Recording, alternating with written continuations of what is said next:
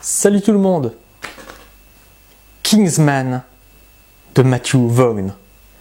Pardon Matthew Vaughn de ne pas avoir été voir ce film plus tôt parce que je m'étais trompé. Je pensais que c'était une adaptation d'une BD de Frank Miller, mais en fait c'est une adaptation d'un graphic novel de Mark Millar. Miller, ça se ressemblait malheureusement. Et ben c'est génial.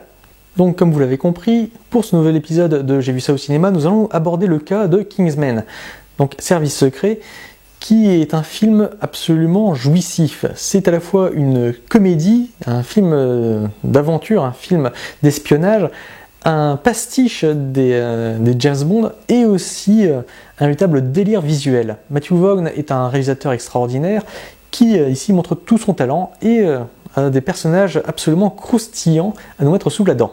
Parmi ces personnages, nous avons donc celui joué par Colin Firth, qui interprète Galahad, Samuel L. Jackson, qui joue Richmond Valentine, un mania qui veut détruire la race humaine.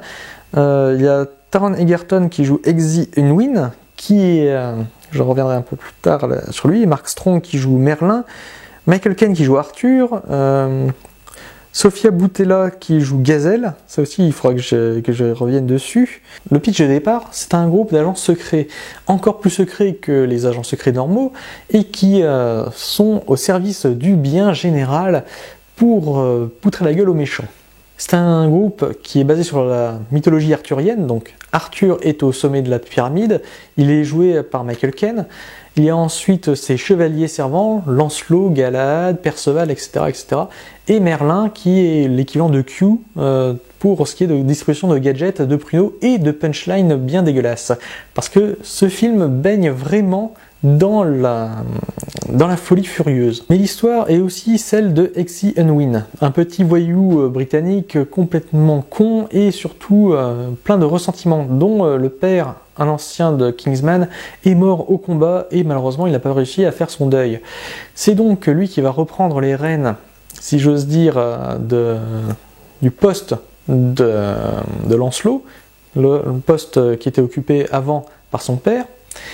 Et il va devoir combattre une conspiration menée donc par Richmond Valentine, un sympathique méchant qui n'arrête pas de doter, et joué avec délectation par Samuel L. Jackson. J'adore ce personnage qui est extraordinaire, qui veut nettoyer la terre de la race humaine, qui veut détruire l'humanité totalement, mais qui le fait parce que c'est gentil, et le fait d'une manière bien dégueulasse aussi, je ne vous en dis pas plus. C'est donc à la fois un film d'initiation, un film d'espionnage, un film d'action, un film comique aussi, tellement les situations sont absurdes, et puis un film de toute façon qui fait péter la gueule de Barack Obama et de l'ensemble du gouvernement américain, anglais, français, de tous les manias possibles, sur la musique de Pompe et Circonstance de Edward Edgar, ça ne peut pas être un mauvais film. Le film baigne dans une folie absolument jouissive, à l'image du personnage de Gazelle, donc le dragon en quelque sorte de Samuel L. Jackson, qui est complètement dingue, alors que c'est une personne tout à fait normale, à part qu'elle n'a pas de pieds. À la place, elle a des lames, et elle s'en sert pour couper des gens en morceaux. C'est génial, et effectivement, c'est bien à l'image de ce que faisait avant Mark Millar, à savoir Kick-Ass. Là-dessus aussi, il s'est bien lâché pour mélanger l'humour britannique et la folie américaine. Et ben là, c'est tout à fait le cas. C'est extraordinaire et c'est très bon.